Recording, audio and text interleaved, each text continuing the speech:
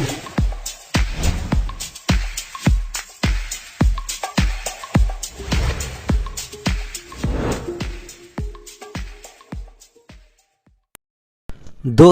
इस वीडियो के अंदर हम 12th क्लास की फर्स्ट ईयर के third essay the ant and the grass hopper की स्टडी करेंगे, जिसको WS मॉम ने लिखा है।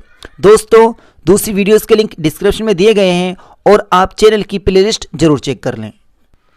जब मैं बहुत छोटा बालक था तब मुझे ला फॉन्टेन की कुछ पशु पक्षियों की खास कहानियाँ मुँह ज़बानी याद कराई गईं और हर एक कहानी से मिलने वाली नैतिक शिक्षा मुझे समझाई गई।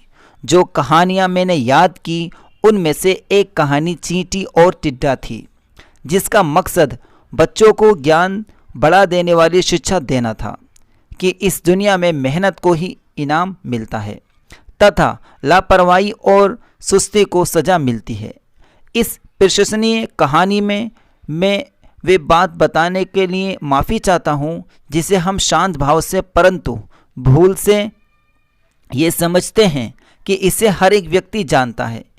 चींटी सर्दियों के लिए भोजन इकट्ठा करने में गर्मियाँ मेहनत से बिताती है, जबकि टिड्ढा घास की पत्ती पर बैठकर सूरज की ओर मुँह करके गीत गाता रहा। जाड़ा आता है और चींटी को आराम से भोजन मिलता है, मगर टिड्ढे का भोजन का भंडार खाली है। वे चींटी के पास जाकर थोड़ा सा भोजन मांगता है। तब चींटी उसे अपना महान जवाब देती है, तुम गर्मियों में क्या करते रहे थे? मैं गाता था। मैं दिन भर और रात भर गाता रहता था। तुम गाते रहे, अच्छा, तब जाओ और नाचो। मैं कभी भी इस कहानी की शिक्षा से पूरी तरह से सहमत नहीं हो पाया। ऐसा मैं अपनी नीति की वजह से नहीं, बल्कि बचपन में पाई जाने वाली कम अक्ली की वजह से मानता था, जिसमें नैतिक ज्ञान कम होता है। मेरी हमदर्दी टिड्ढे के साथ थी और कुछ समय तक मैं चींटी देखते ही उस पर पैर रखे बिना नहीं रहता था। इस खुलासे में, और जैसा कि मैंने बाद में पाया है, पूरी तरह से मानवीय ढंग से मैंने चालाकी और समझदारी के लिए असहमति जाहिर की थी। मुझे ये शिक्षात्मक कहानी उस समय इत्तेफाक से याद आ गई जब एक दिन मैंने जॉर्ज रैमसे को जलपान गृह में अकेले दोपहर का भोजन करते देखा। मैंने कभी किसी व्यक्ति को इतना उदास नहीं देखा था। वे आकाश की ओर टकटकी लगाए देख रहा था, मानो सारा संसार का बोझ उसके कांधों पर आ पड़ा हो। उसे देखकर मुझे बहुत दुख हुआ था। फौरन मुझे शक हुआ कि उसका बदकिस्मत भाई फिर परेशानी पैदा कर रहा है। मैं उसके पास गया और हाथ बढ़ाया। तुम कैसे हो? मैं ठीक नहीं हूँ, उसने जवाब दिया।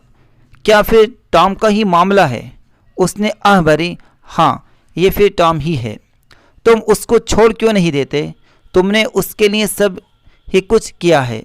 अब तुम जान गए हो कि वे बिल्कुल निकम्मा है।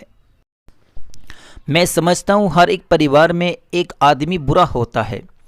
टॉम 20 साल से उसके लिए बहुत परेशानी पैदा करने वाला रहा था। उसने अपना जीवन काफ़ी संपूर्ण ढंग से शुरू किया था। उसने व्यापार शुरू किया, शादी की और उसके 2 बच्चे हुए। रैमसे परिवार के लोग पूरी तरह से सम्मानित लोग थे और हर एक तरह से माना जाता था कि टॉम रैमसे अच्छा और इज्जतदार ज़िंदगी गुजारेगा। मगर एक दिन बिना किसी सूचना के उसने घोषणा कर दी कि उसे काम करना अच्छा नहीं लगता और शादी संबंध के भार को संभालने के काबिल नहीं है। वे मौज उड़ाना चाहता था। उसने किसी तर्क को नहीं सुना। उसने अपनी पत्नी और काम काज छोड़ दिया। उसके पास थोड़ा धन था और यूरोप के अलग अलग राजधानियों में उसने 2 साल मौज मस्ती में बिताए। उसकी गतिविधियों के समाचार समय समय पर उसके रिश्तेदारों के बीच पहुंचते रहते थे और उन्हें गहरा दुख पहुंचता था। वे लगातार मौज उड़ाता रहता था। उसके रिश्तेदार अपना सिर धुंधते और पूछते कि जब उसका धन खत्म हो जाएगा तो वे क्या करेगा। उन्हें जल्दी ही पता चला कि वे उधार लेना लगा है। वे आकर्षक और नर्म मिजाज का इंसान था। मुझे कभी ऐसा दूसरा इंसान नहीं मिला। जिसको उधार के लिए मना करना उसकी अपेक्षा ज़्यादा मुश्किल हो। लगातार उधार लेने लगा और वे सहज रूप से ही दोस्त बना लेता था, मगर वे हमेशा यही कहता था कि ज़रूरतों पर धन खर्च करना बेमज़ा है। उस धन को खर्च करने में मज़ा हासिल होता है जो आरामदायक चीज़ों और खुशी पर खर्च किया जाता है। इसके लिए वे अपने भाई जॉर्ज पर निर्भर करता है। वे उस पर अपने आकर्षक को नष्ट नहीं करता था। जॉर्ज एक गंभीर व्यक्ति था और ऐसे लालचों का उस पर असर नहीं होता था। जॉर्ज का चरित्र अच्छा था। एक या दो बार वे टॉम के सुधर जाने के दिलासाओं का शिकार हो गया और उसे बहुत अधिक धन दे दिया जिससे वे एक नई शुरुआत कर सके। इस धन से टॉम ने एक मोटर कार और कुछ आभूषण खरीद लिए, मगर जब परिस्थितियों ने जॉर्ज को ये सोचने पर मजबूर कर दिया कि उसका भाई कभी किसी काम में नहीं लगेगा, तो उसने उससे संबंध तोड़ लिया। टॉम ने बिना किसी घबराहट के उसको मूर्ख बनाकर धन ऐंठना शुरू कर दिया। एक सम्मानित वकील को ये बहुत अच्छा नहीं लगता था कि अपने भाई को उसके मनपसंद जलपान गृह के मदिरा कक्ष में कॉकटेल हिलाते हुए पाए या अपने क्लब के बाहर एक टैक्सी की ड्राइवर की सीट पर इंतज़ार करते हुए देखे। टॉम कहता था कि मदिरालय में कार्य करना या टैक्सी चलाना पूरी तरह से सम्मानित कार्य है। अगर जॉर्ज उसे 200 देने के लिए तैयार हो तो परिवार के सम्मान के लिए इस काम को छोड़ देने में कोई एतराज़ नहीं होगा। जॉर्ज ने उसे धन दे दिया।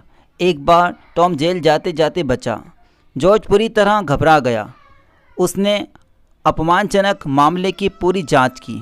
टॉम वास्तव में हद से आगे बढ़ गया था। वे बेलगाम, लापरवाह और आलसी बन गया था, मगर उसने पहले कभी बेईमानी का काम नहीं किया था। बेईमानी का मतलब गैर कानूनी से था और अगर उस पर मुकदमा चलाया जाता तो उसे यकीनन ही जेल हो जाती। मगर जॉर्ज अपने एकमात्र भाई को जेल नहीं जाने दे सकता था। क्रॉन्शो नामक जिस आदमी को टॉम ने ठगा था, वे बदला लेना चाहता था। वे मामले को अदालत में ले जाने पर अड़ा था। वे कहता था कि टॉम बुरा है और उसे सज़ा मिलनी चाहिए। मामले को निपटाने के लिए जॉर्ज को बहुत परेशानी उठानी पड़ी और 500 पाउंड देने पड़े। मैंने उसे इतने ज़्यादा गुस्से में कभी नहीं देखा था जितना उस समय जब उसने सुना कि टॉम और क्रॉन्शो चेक का रुपया मिलते ही एक समय मौज कार्यालय में चले गए। वहाँ उन्होंने आनंदपूर्वक एक माह बिताया।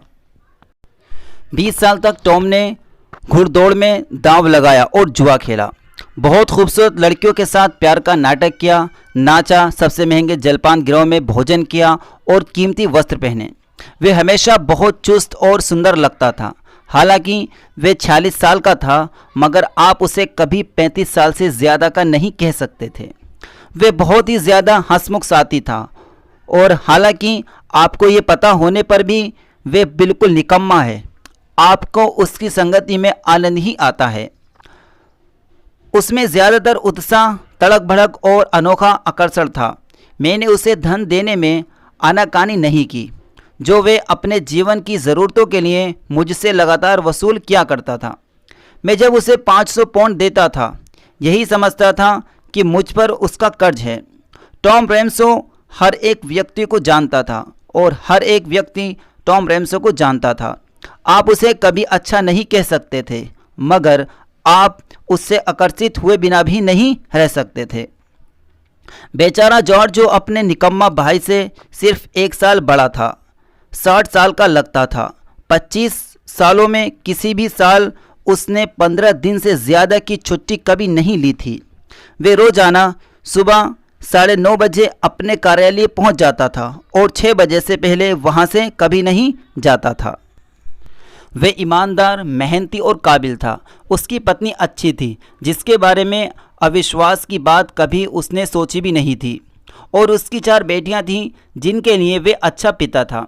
वे अपनी आय का 1/3 भाग बचाना ज़रूरी समझता था और उसकी योजना थी कि 55 साल की उम्र में अवकाश लेने के बाद वे गांव के छोटे से घर में चला जाएगा और वहां अपने बाग की देखभाल करेगा तथा गोल्फ खेलेगा।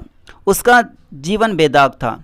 वे खुश था कि वे बूढ़ा हो रहा है, क्योंकि टॉम भी बूढ़ा हो रहा था। उसने अपने हाथ रगड़े और कहा, जब टॉम युवा था तथा सुंदर था तब तो सब ठीक था, मगर वे मुझसे सिर्फ 1 साल छोटा है। 4 साल में वे 50 साल का हो जाएगा, तब वे अपने जीवन को इतना सरल नहीं पाएगा। 50 साल का होने पर मेरे पास 30,000 पाउंड होंगे। 25 साल से मैं कह रहा हूँ कि आखिर में टॉम की स्थिति बहुत ख़राब होगी और हम देखेंगे कि उसे वे कैसे लगेगा। हम देखेंगे क्या वास्तव में कार्य करने से सुख मिलता है या निकम्मा रहने से। बेचारा जॉर्ज, मुझे उसे हमदर्दी थी।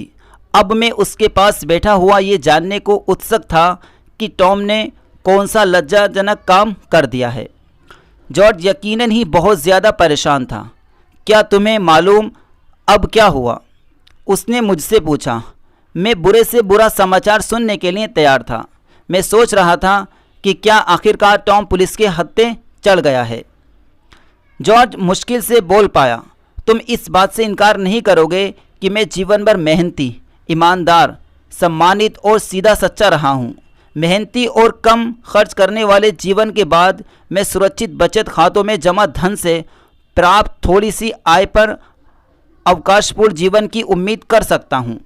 मैंने उस स्थिति में जिसमें ईश्वर की मुझे रखने की इच्छा रही है, हमेशा अपने अधिकार का पालन किया है। ठीक है, और तुम इस बात से इनकार नहीं कर सकते हो कि टॉम निकम्मा, नाकाबिल, बेकार और नीच बदमाश रहा है। अगर कहीं न्याय होता तो वे जेल में होता। ठीक है। जॉर्ज का चेहरा लाल हो गया। कुछ सप्ताह हुए उसने एक औरत से सगाई कर ली जो आयु में उसकी माँ की तरह थी, और अब वे मर गई। जो कुछ उसके पास था टॉम के लिए छोड़ गई। 5 लाख पाउंड, एक शानदार नौका, लंदन में बना एक मकान और एक मकान गांव में। जॉर्ज ने मुट्ठी भींचकर मेज पर मारी। ये उचित नहीं है, मैं तुमसे कहता हूँ, ये उचित नहीं है। लानत है, ये उचित नहीं है। मैं इसमें कुछ नहीं कर सकता। जब मैंने जॉर्ज को गुस्से में लाल चेहरा देखा तो मैं ठहाका लगाकर हंस पड़ा। मैं अपनी कुर्सी पर लुढ़क गया और फर्श पर गिरते गिरता बचा। जॉर्ज ने मुझे कभी माफ़ नहीं किया, मगर टॉम मेफेयर में अपने सुंदर मकान में मुझे बढ़िया रात्रि भोजन पर निमंत्रित करता रहता था, और अगर कभी कभी मुझसे थोड़ा सा उधार ले लेता है तो वे सिर्फ उसकी आदत की मजबूरी है। वे एक सॉवरेन ब्रिटिश मुद्रा से ज़्यादा नहीं मांगता है। दोस्तों, अगर आपकी वीडियो पसंद आई है तो हमारी वीडियो को लाइक करें और हमारे चैनल इफ्ती सर को सब्सक्राइब करें। Thanks for watching this video.